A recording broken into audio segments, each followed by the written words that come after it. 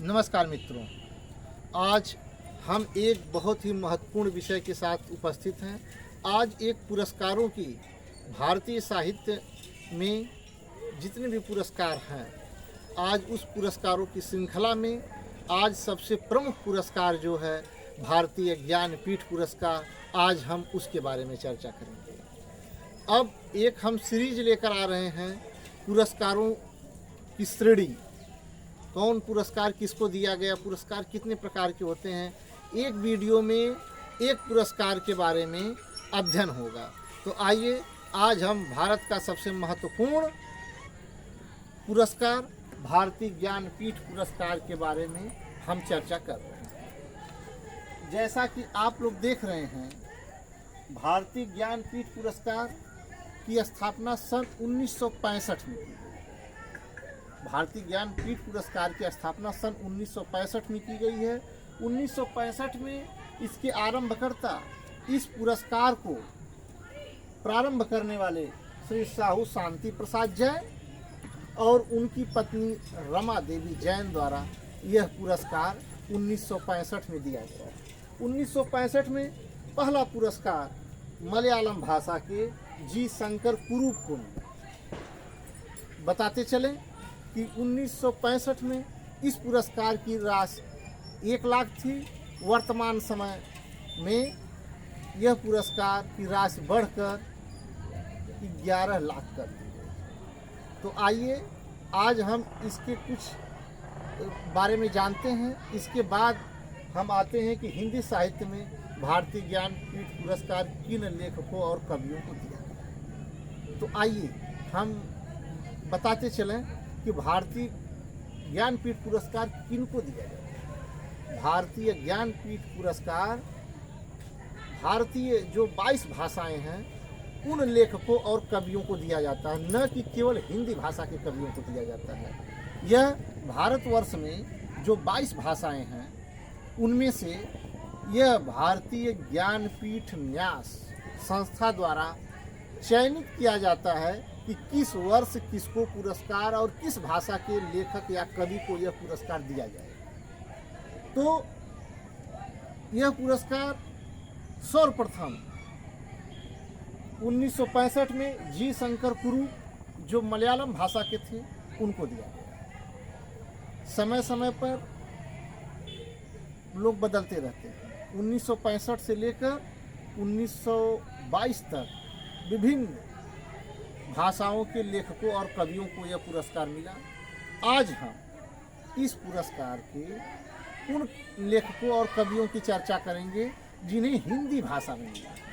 हिंदी भाषा के उन कवियों और लेखकों के बारे में हम चर्चा करेंगे जिन्हें भारतीय ज्ञानपीठ पुरस्कार मिला है।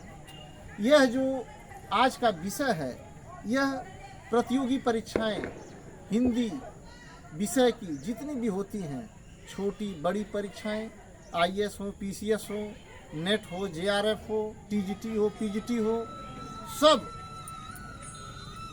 परीक्षाओं में अमूमन इस विषय से संबंधित एक आध प्रश्न जरूर पूछ दिए जाते हैं। तो आइए हम क्रमवार देखते हैं कि हिंदी भाषा के किन लेखकों और कवियों को यह पुरस्कार मिला। तो जैसा कि आप देख रहे हैं, सुमित्रानंदन पंत को सन 1968 में पहली बार किसी हिंदी भाषी कवि को यह पुरस्कार मिला। सुमित्रानंदन पंत को उनकी रचना चिदम्बरा पर 1968 में यह पुरस्कार मिला। यह चौथा पुरस्कार था। 65 में शुरू हुआ और यह चौथा पुरस्कार जो है सुमित्रानंदन पंत को मिला। भारतीय ज्ञानपीठ पुरस्कार के क्रम को अगर देखा जाए, लेकिन अगर हिंदी भाषा के क्रम को देखा जाए तो यह हिंदी भाषा के किसी पहले लेखक और कवि को यह पुरस्कार मिला है। यह श्रेय जाता है सुमित्रानंदन पंत। ये प्रश्न ऐसा भी पूछता है कि हिंदी भाषा के पहले कौन वह कवि या लेखक हैं जिनको भारतीय ज्ञानपीठ पुरस्कार दिया जाता है, तो वह लेखक और कवि हैं सुमित्रानंदन पंत। दूसरे हैं रामधारी सिंह दिनकर।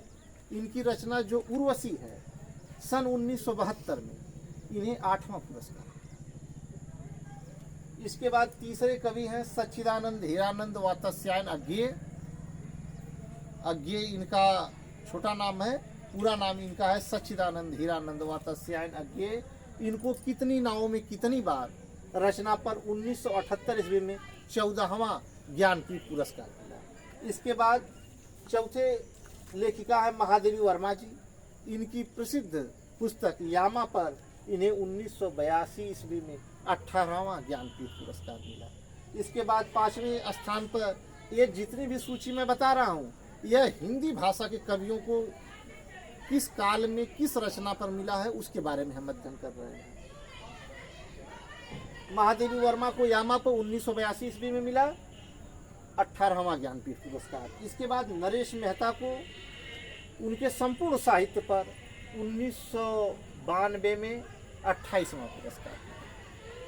इसके बाद 6वें नंबर पर आते हैं, नरेश मेहता के समय से लेखक के संपूर्ण साहित्य पर पुरस्कार मिलने लगा, न कि किसी एक रचना पर। अब देखिए 6वें हैं निर्मल वर्मा और गुरुदयाल सिंह को 1999 में 35वां पुरस्कार मिला। नरेश मेहता नहीं, निर्मल वर्मा हिंदी साहित्य के हैं, गुरुदयाल सिंह ये पंजाबी साहित्य के हैं। दोनों लोगों को संयुक्त रूप से दिया गया। तो यहाँ हम चर्चा करने चाहेंगे निर्मल वर्मा को, उनके संपूर्ण साहित्य पर 1999 में 35वां ज्ञानपीठ पुरस्कार मिला। इसके बाद 7वें नंबर पर कुंवर नारायण है। इनके संपूर्ण साहित्य पर 2005 में 41वां पुरस्कार मिला। इसके बाद 8वें नंबर पर अमरकांत हैं और श्रीलाल शुक्ल, दोनों हिंदी भाषा के लेखक और कवि हैं।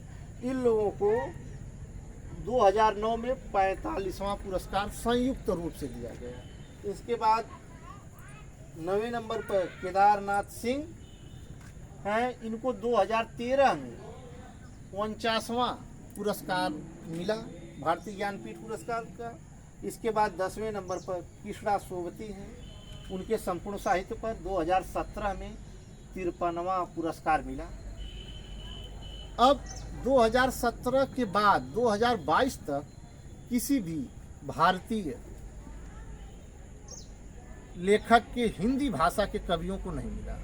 अन्य कवियों को मिला है, लेकिन 2017 के बाद और 22 तक अभी किसी हिंदी भाषा के कवि या लेखक को यह पुरस्कार नहीं मिला है। यह जानकारी आपको जो साझा कर रहे हैं, हम चाहते हैं कि यह प्रमुख जानकारी है, इसको आप अन्य लोगों को भी शेयर करें। इस वीडियो को लाइक करें, सब्सक्राइब करें और जहां तक हो सके अधिकाधिक हिंदी भाषा के लोगों तक यह वीडियो पहुंचावें।